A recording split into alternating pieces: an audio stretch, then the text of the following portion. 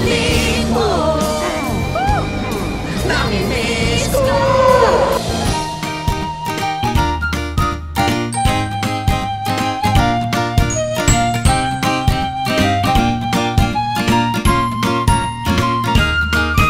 Grabe, sobrang, as in, laki ng pasasalamat ko na napabilang ako sa pelikulang to kasi sa wakas nakagawa ako ng isang rom-com na pelikula. Malaki yung pasasalamat ko sa Regal Films, pati kay Direk June Lana na ako yung nabigyan nila ng chance. Dito lalo na sa pinagalingan naming show ni Carla na My Husband's Lover, contrast siya, pampabawi siya sa lahat ng mga iyakan. For the longest time kasi hindi ako nakagawa ng kahit anong film. So very happy ako na makakabalik ulit ako sa Regal, sa movie scene. Sabi nila, if you love someone, set them free. Para sa akin, if you love someone, huwag mong pakawalan.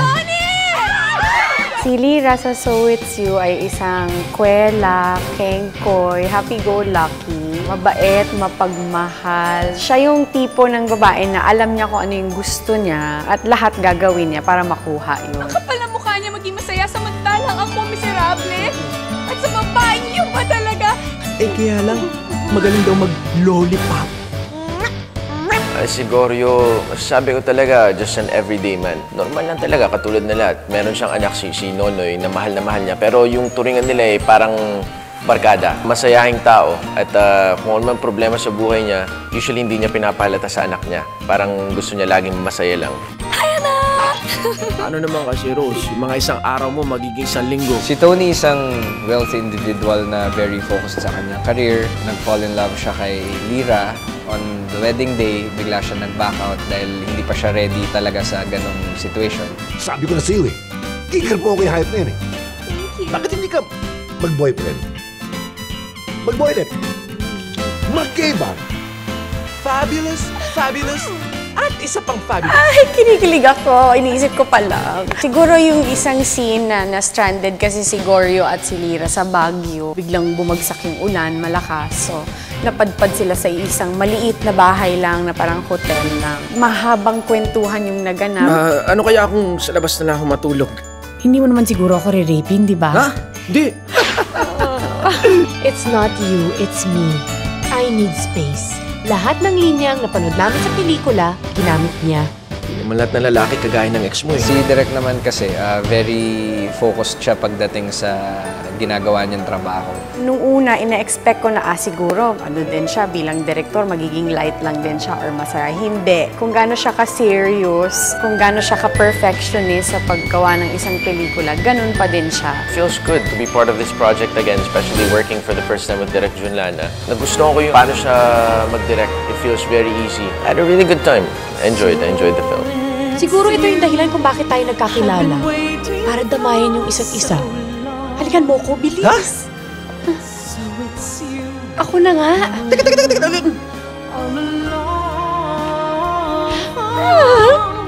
Ay, kinikilig na naman ako. Paano malalaman kung so it's you? Kung talagang sobrang nag-click kayong dalawa.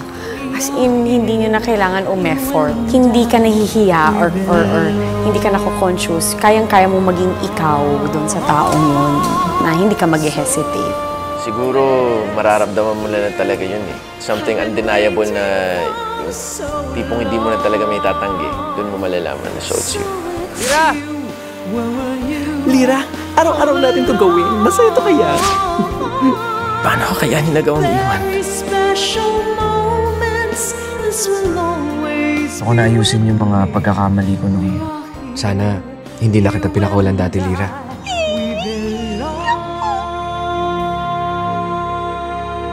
Kailangan nilang panoorin yung first team-up ni Carla and Tom sa big screen, kasama ako.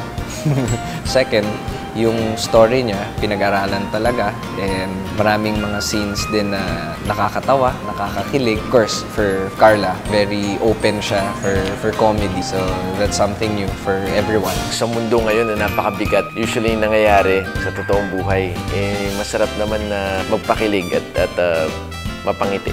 Yung amount of cuteness, right amount of fun, right amount of comedy, yung tandem namin ni Tom Rodriguez, yung partnership namin dalawa, kung paano namin nagawang iba yung characters namin dito sa nagawa na namin in the past. Tapos syempre yung bagong team up ng ng JC De Vera and Carla Abellana. Maganda lang talaga yung batuhan ng comedy dito. So, yun yung abangan nila talaga. Kikiligin sila at matutuwa at matatawa sila. Si Tony?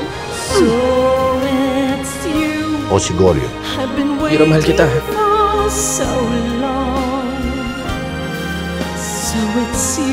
Ayoko maging magkaibigan lang tayo eh. Gusto ko ako na lang ang mahalin mo. Abangan po natin ang bagong pelikula ng Under Regal Films. So It's You, showing soon po, directed by Direk June Robles Lana. Sa May 7 na po yan, kasama ko po sina Mr. Tom Rodriguez, Mr. JC De Vera, Paulo Ballesteros, Kevin Santos, Arlene Mulak, Joey Marquez, and many, many more. Sana po abangan ninyo yan. Sabay-sabay tayong tumawa, kiligin, at maging masaya lang sa So It's You. 1 + 1. 2! Oh, hindi ka naman pala tanga eh.